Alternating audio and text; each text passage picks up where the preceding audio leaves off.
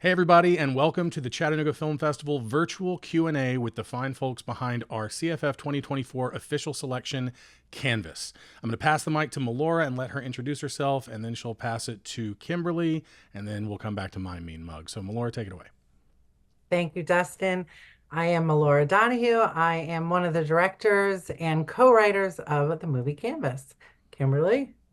Hey, thanks, Melora and Dustin. This is Kimberly Stuckwish. I'm one of the directors on the movie Canvas. Excellent. All right.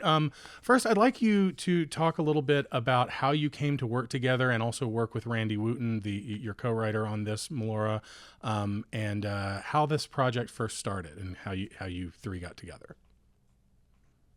Okay, I guess I'll grab that one, Kimberly. Randy and I have been friends for, probably over, I don't know, maybe close to 2 decades now. We'd written a few scripts together actually, and this was one of them, Canvas. Wrote the first draft back in like 2016. Kimberly and I have worked together extensively for over a decade as well, but more on the producing side of things. So, between the two of us, we've probably done a quadrillion music videos. So we came from that world. But anyway, Randy had come to me. We were actually trying to get another feature that we wrote off the ground. And then he came to me and said, "Hey, what if we just try to do Canvas? We can probably do it for very little money. And it'll be an easier film to get off the ground financially." And then he said, "And what if you and Kimberly want to direct it?" And Kimberly had already been really delving into the directing world. And I was like, "Really? Yeah." Kim, do you have anything to say about that? I do. So also, Melora and I had co-directed a music video for our good friend Jesse Williams, who is now Pearl Derringer, and that's actually the song that's at the end of the movie. That's one of her originals. And so we had started co-directing some projects together. We had done a Yusuf Cat Stevens video together, and we'd also done Jesse's first video, aside from just the producing. And so whenever they came to me, it was for another project that Melora and Randy had written together, and I had been asked by Sundance and Catalyst to submit projects and works. So I'd asked Melora and Randy if I could submit one of their other features. It didn't get in, but at that point, Randy and Melora were like, "Why don't we do this other movie Canvas? And why don't you guys direct it?" So that was kind of how it went a little full circle, and here we are. Excellent. Yeah. I'd like to talk about Canvas as a movie about fine artists, right? We as humans, we've been making movies about fine artists since we've been making movies. So in that sense, Canvas is part of a very long history, all the way back from Andrei Rublev, to recently Portrait of a Lady on Fire, and so many in between, and even before that. Are there any art-centric films that you think informed Canvas at all, or any touchstones, or just favorites that you feel like kind of are of a kind with your film? Either one of you can start that. I mean, so I Yeah. wouldn't say an art-centric movie right away, but I know that a big reference for Melora and Randy while writing the project was Whatever Happened to Baby Jane, and kind of structuring a story between two sisters pitted against each other by their father, or and that one in particular is movie stars and actors, but it was kind of a similar premise, similar structure, but a little less campy. Yeah, and I'll add on to that. The interesting thing is Randy had come to me with the idea that he really wanted to write something about a suffering artist and this idea that do we have to suffer to truly be an authentic artist? And he had talked about, I think it came from a short film or short stories that he either started writing in college that about a guy who commits suicide, like in order to help people or, those around him, um, experience the pain in order to be a better artist.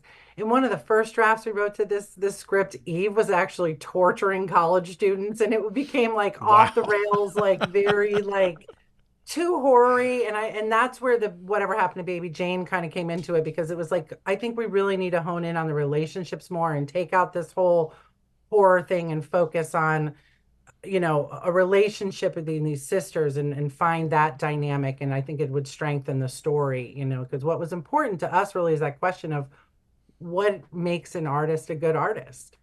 Because as we know, Randy and I particularly were so fascinated by like how, I mean, look, some people might love Rothko, but I'm like, that's just like a square block color, you know? You know what I'm saying? That's just my personal taste.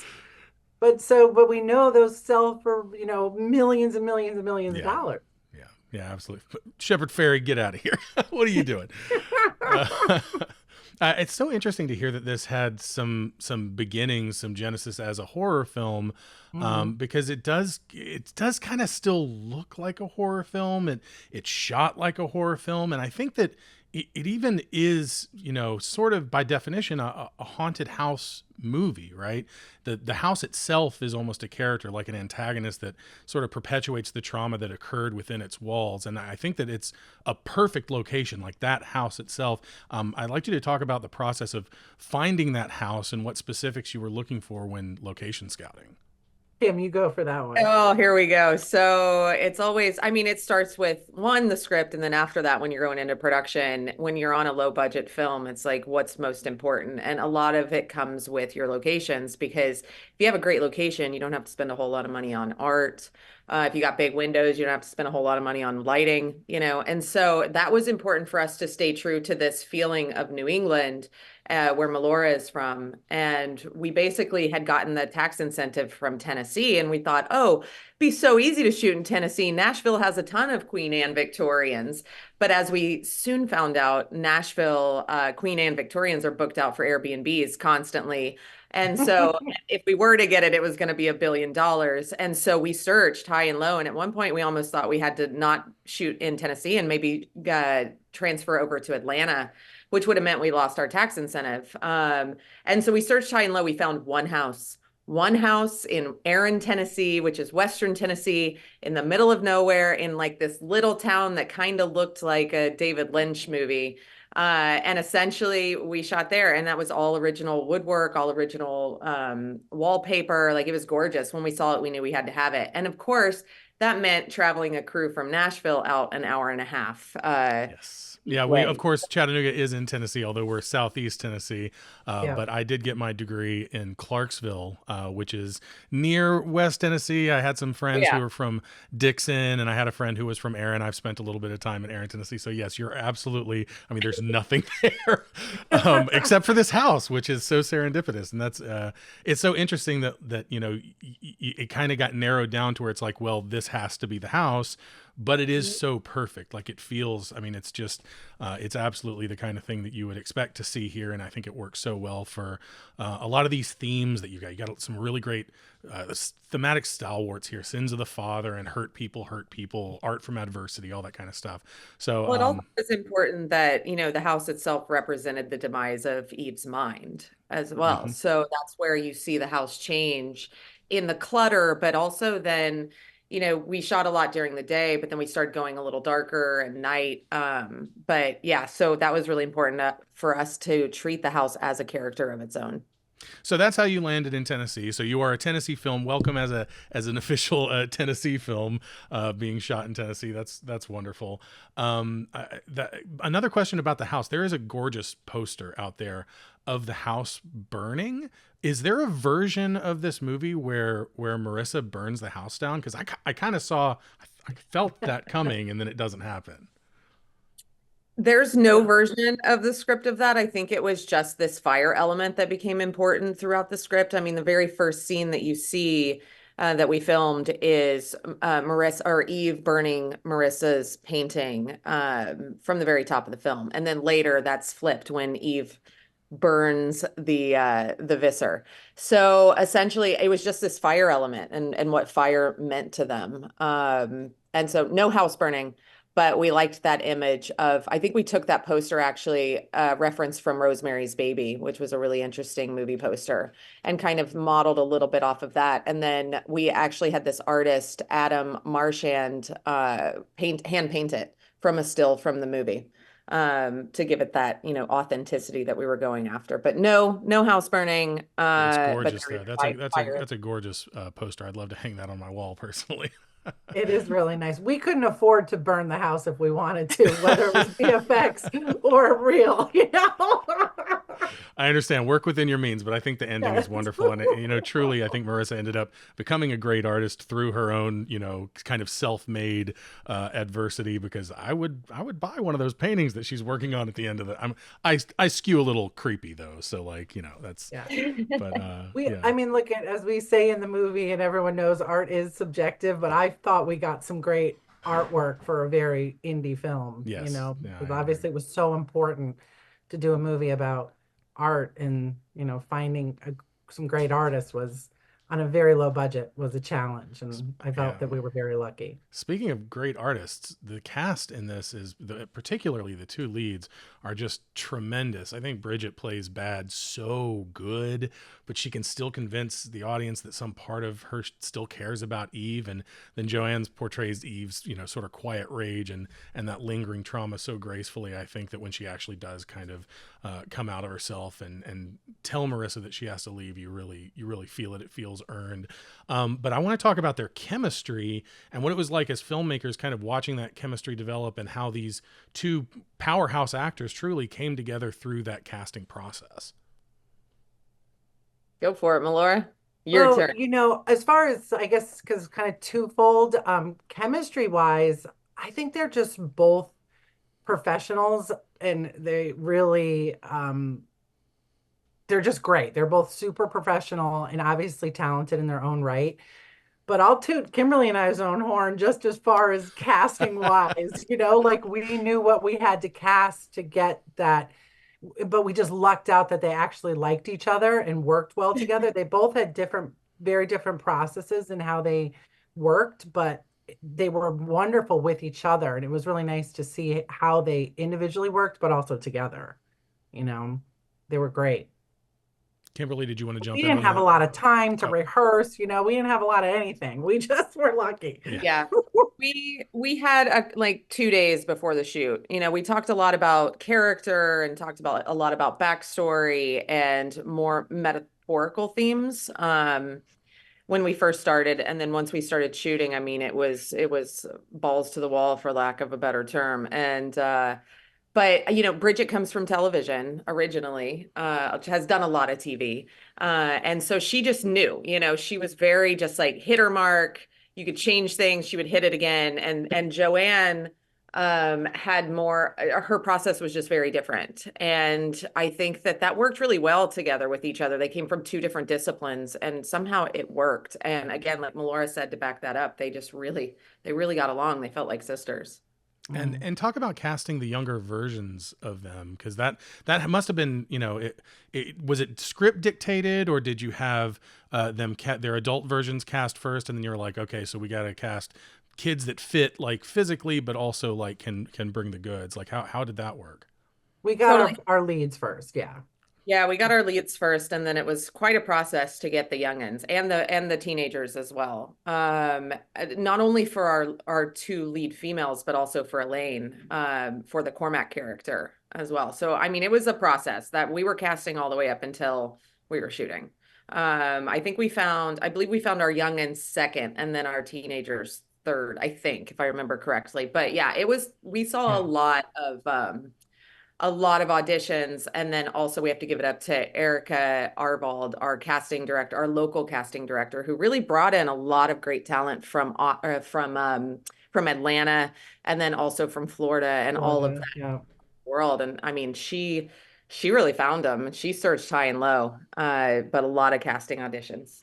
Yeah, casting is a huge job that I think a lot of people take for granted, and there's been in recent years calls for some more of the prestige awards to offer casting or ensemble prizes, and I think that seeing it work so well and understanding what goes into that, like you see how impressive it is to cast three different ages of the same character and have it feel seamless and have it work that way. So hats off to you for that. Very, very good work there. I always have to ask this question because you never know what you're going to get out of it. Do you have any like funny or interesting stories from the set that you would like to share here? I'm sure there's a ton, but like if one pops to your head, it's like, well, we got to say this, then that's the one. The Deerfield Inn. The Deerfield Inn was our sanctuary, Melora and I's place. It was basically this lovely motel next to our location that all the quarry workers stayed in during the week to work. And it was So quite special. there was literally, Dustin, we were at most of the crew stayed in Clarksville, which you brought up Yep. earlier. But Clarksville was still like about a 40-minute Hmm. drive from Aaron. And so a couple of the art people were staying at the Deerfield Inn just because, the art department needs to get in, it was an art heavy job. But this inn, I mean, there's blood on the walls. It was bad. It was so bad. And Kimberly and I are like, no, we need to stay at the Deerfield Inn. Oh my goodness. It was mainly because we needed to be we wanted to be closer to set just, for the long days, but also we love a good dirty motel. Oh, I appreciate that too. Yeah, absolutely. Like I think it gives a similar vibe as like a good dive bar or something like Yes, that. Like, Yeah, exactly. don't threaten us with a good time, Dustin. Like, here we are. I have to say, I saw the thanks to the Deerfield Inn in the credits, and I was like, Deerfield Inn, that sounds nice. And I did a quick Googling, and I was like, oh. So, no I forgot disrespect we to them and their establishment, but that's I that is forgot we pretty thanked the hilarious. Deerfield Inn. Okay. It was You amazing. did I thank the love it. Deerfield Got Inn, absolutely. That part, that actually, that pardon me, that part of Tennessee, actually, Dixon, I think you said you shot some stuff in Dixon. I don't know if you remember, but Yeah. a few years back when the most recent Hellboy came out, the one with David Harbour playing the title character, there was a movie theater in Dixon that wouldn't put Hellboy on their marquee. So it went out all over the news that they had put Heck Boy up there Wow. instead. And That is so funny. that's Dixon, Tennessee for you. So you were in the sticks for sure. I would Yeah. like to say one quick other funny story that might be my favorite from set is it was like a day before filming. We were in the house. It was just supposed to be Kimberly, myself, Joanne, and Bridget. And we're sitting at the dining room table and we're deep into, the characters and two guys walk in that I don't really recognize. I figured they were art department. And it's these poor young guys are like in their 20s and they had a bunch of bags. They were bringing like snacks and stuff, I guess, for Joanne and Bridget. And one of the guys goes, "Oh, I asked who they were, nicely introduced myself, and I'm like, so what, what's your position?" He goes, I'm gonna be your crafty, and I'm really nervous." Oh, that's marvelous.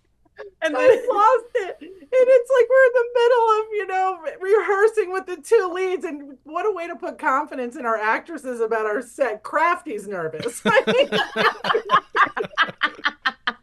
Just make sure no one gets botulism and you've succeeded at your job. Calm down. It's fine. I feel like Bridget even commented on it. Didn't she say something was I like, can't remember what she said, but her face was just like, what? was like, well, that's comforting. Yes, that's what she said. That's so funny. Oh, Oh, it that's was that's So many marvelous. hysterical. stories though. There was a tornado coming at one point. Yeah. Like they had to bust the crew out of there quickly. And then Melora and I are staying in the Deerfield. So we run back to our motel, grab a bunch of stuff and candles, and then go back to the house and then are down in the cellar. And Melora, I don't think you'd been through a tornado at that point, but I come from Southern Indiana and I've been through a lot of them. And so I was like, we need to be in the basement of this 1890s house. Like we need to be down in the cellar under the house. So that also happened. Tornadoes and Yeah, yeah. needless to say, during the tornado, we were crafty nervous. I'm really nervous. That's wonderful. Really What was your nervous. schedule like on this? So you mentioned that tornadoes were coming through. So what time of the year did you shoot, and what was your schedule like? April. We shot in April, or no, we shot, yeah, in It was April. So we April. were there in March, right in the middle of South by too. So we had to we had some stuff in South by, some of the producers and myself. And so we were flying there and then coming back for pre-production in March. And then we started filming in April and finished up at the beginning of May. But then we had some pickups because we essentially were going to shoot a waterfall in Tennessee, and then it's something had happened there, and unfortunately, someone had fallen off the waterfall previous before we were going to film there, and so the waterfall location backed out for good reason, and so then we ended up filming that in Kentucky. And we filmed that, I think, in June, or I think it was in June, somewhere around there, June or June. July, Yeah. June. So we filmed there, and then we also filmed in Holland, Michigan. Michigan. Uh, How did for the that happen? What's in Holland then? So Holland, that's the end of the movie. That's where you see her sitting amongst the greenery, and you see like the bicycles, and then the little wheel, or what is that called? Like a Windmill. windmill, a Dutch windmill. And so that's the end where you see Eve. And so we filmed that in Holland, and then the waterfall in Kentucky that we picked up after principal photography. You could take Yeah, I think Michigan that- off of there and just say shot in Holland, and then it's like, Yes. oh wow, they traveled for Well, this. That's essentially, amazing. we needed to find somewhere that could pass off as Europe, or Sure. Amsterdam, essentially. And, we couldn't clearly afford to shoot in Europe. So that was our big joke all the time. And like, you guys, we're going to shoot in Holland. Could have been you could have done Greece. We have a Parthenon in Nashville. I mean, there's all kinds of options there. Yeah. We did look at the Parthenon at one point, someone had mentioned that, but we felt it didn't quite work, didn't quite fit. I think that's all I've got for you guys. Thank you so much for your time. Unless there's anything else that you guys wanted to talk about or bring up, I'm open to hearing anything about the movie. Killer shirt, that's all I Oh, got. thank Yeah. you. And your cat. I saw your cat. Oh, wandering. yeah, The Kiki. cat was naked around back there. Kiki was Making making a little cameo.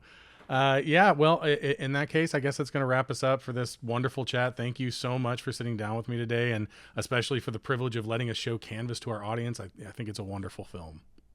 Aw. Thank you so much, Thank Dustin. you so much. Thank you, Chattanooga Film Festival, for having us. We're honored. Heck yeah, we are.